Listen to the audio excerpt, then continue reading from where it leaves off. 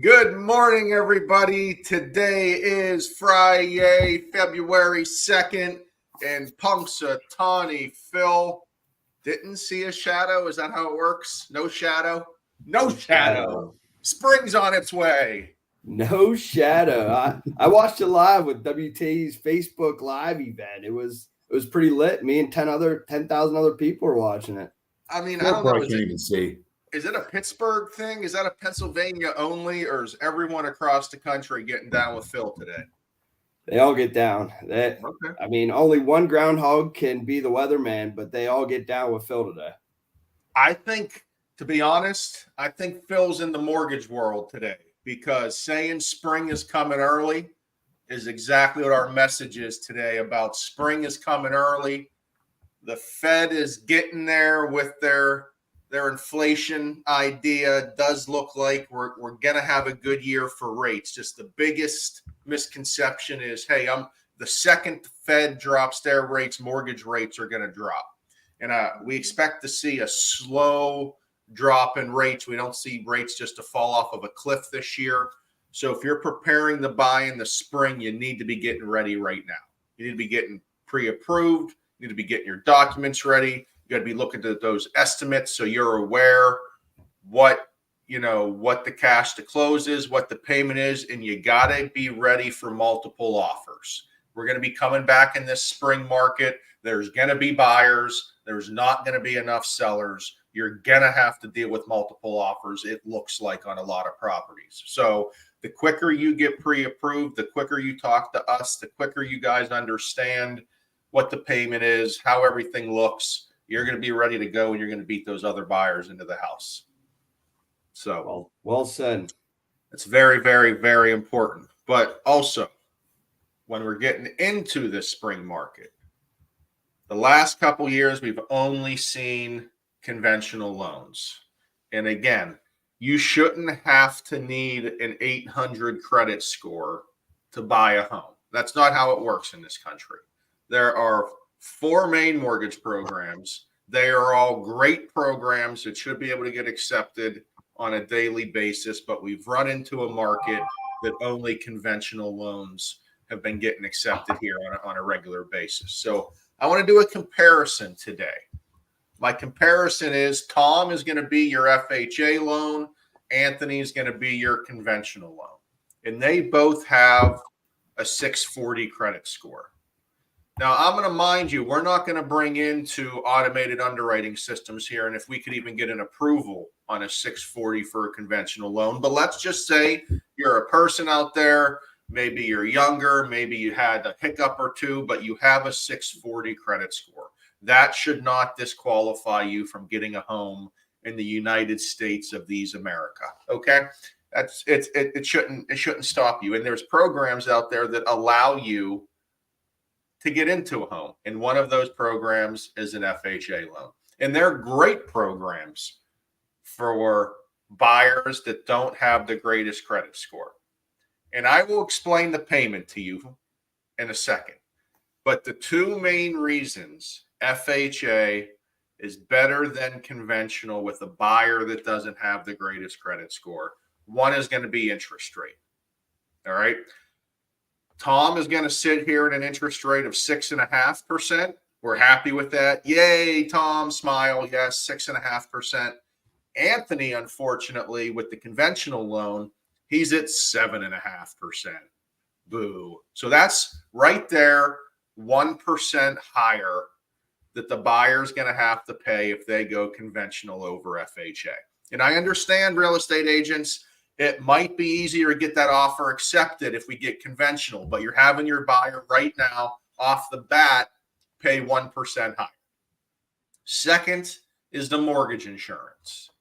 Mortgage insurance, everyone gets worked up over about, oh my God, the mortgage insurance for FHA loans or for the life of the loan. In the current market where we are, just in life in general, very few people have their first mortgage for all 30 years. They're either going to sell the house, they're going to pay it off quicker, they're going to refinance out of that scenario. and they're never going to have this mortgage for 30 years. So let's pump the brake. Let's calm down. You probably aren't going to have this loan for all 30 years, but it is for the life of the loan, but it's a set fixed rate. It don't matter what your credit score is. It doesn't matter what the loan amount is. It doesn't matter what your down payment is. So that's a set percent. Let's call it 5%. Yay, we like that. Tom again smiling.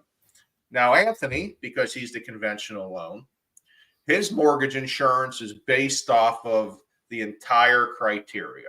His loan amount, his credit score, his down payment. Is he a first-time home buyer or not? There's a pricing engine that goes in there. He's probably sitting at about 0.99%. Boo, 0.55% to 0.99%. That's about double. So now we have a higher interest rate and a higher mortgage insurance premium, adding a higher mortgage payment for your buyer. So I'm going to let Tom and Anthony again talk about their different payments here in a second. But again, the conventional loan may be easier to get accepted, and I get that in the market. But for this buyer that's a 640 credit score, and you guys can argue with me or agree, I can't honestly say a conventional loan is better for this buyer than an FHA loan. It's hard for me to sometimes give buyers that conventional product. Real estate agents often beg for them to be approved conventional, and it's hard for me to just honestly tell them that this conventional product is better for them when I see the amount of savings that they could have with the FHA loan. Exactly. So I Tommy, try to tell them that like they are an FHA buyer and they will need to go FHA. FHA loans aren't impossible to be accepted. I actually have 2 of my loans currently are FHA loans, and they've got accepted in the last 2 weeks. So it's happening. Agents out there that know what they're doing and ready to work with buyers, they will get these FHA offers accepted. So it's important to work with them. All right, so let's talk about your payment on an FHA buyer, $200,000 purchase. What would your payment be right now? On an FHA loan, 640 score, that 200 purchase that you said, we're looking at about $1,680 with an APR about 7.45. That does come with estimated tax and insurance about $350 a month as well. There you go. And again, when you're looking at the FHA loans and those APRs, it is always a little bit higher because you have the upfront mortgage insurance that gets put into the loan. So that's 3.5% down. We got an APR of 7.45. A payment of $1,680. Remember that, folks. What was that? I said, remember that, folks, when we hear the next one. Okay, yes, that's what. $1,680. Mr. Conventional, Mr. Big Tough Guy Anthony, Mr. All I do is get my offer accepted. I'm the best loan program out there. Mr. Conventional, talk to me. All right, so for it's the same purchase price, $200,000, including escrows. Estimated payment is $1,835. Oh, with an APR of 7.87%. That's $155 a month more. That's at least 6 items at the grocery store more a month. Going conventional over FHA for a buyer with a 640 credit score. I mean, that is real money that's going to add up. And if the property they're purchasing doesn't have any health and safety issues, why are we not allowing that buyer to save $155 a month? In my eyes, the best real estate agents out there are going to be able to get that FHA offer accepted for this buyer to save them money. Not just say, hey, you have to put a conventional loan in to get it accepted. Again, I get it if there's a billion offers out there and the market is going to dictate some of this stuff. We're kind of sitting up here in our perfect world talking about just numbers, but the numbers don't lie. And so that's why we can sit up here and say this is why FHA is better than conventional. But just for 2 years, I'm going to start doing an interview of real estate agents and ask them why FHA is so bad. And I don't know if if we will get an answer, if we know why it's so bad, because it's Most not. most will say because of FHA appraisal repairs, which is mainly a railing and chip paint. Yeah. So have That's it done. If you're listing a unfortunate. property, have it done prior. Have Yeah. it fixed. Then you don't have a problem with program. You get the best offer. Or offer to your buyer, hey, we're going in with this loan program. You may have to pick up $500 or $1,000 of repairs, or come over and do it yourself. Get it done. Let's negotiate. Let's not let little things stop an entire sale of a home. I know Anthony has painted a house before, so he's the loan officer willing to do these repairs as well. I think it was in the I have. cold. What's cold? Yeah. Yeah. Nobody was willing to do the work. So to get the loan closed and make everybody happy, I put on the painter's hat and did the work, but I'm not picking up as a second job. Okay. So I'm not painting every house, but if you're listing a property and there's some minor chip paint and steps without a railing, I mean, it's very cheap to do. It behooves you not to do that for your client. Yeah. I mean, at least do it ahead of time. Then you don't have to worry about which program's coming in. Then it's actually about the offer and not the program a client has. Absolutely.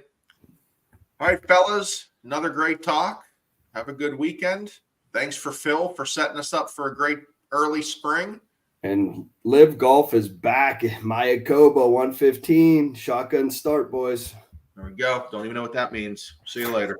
See you guys.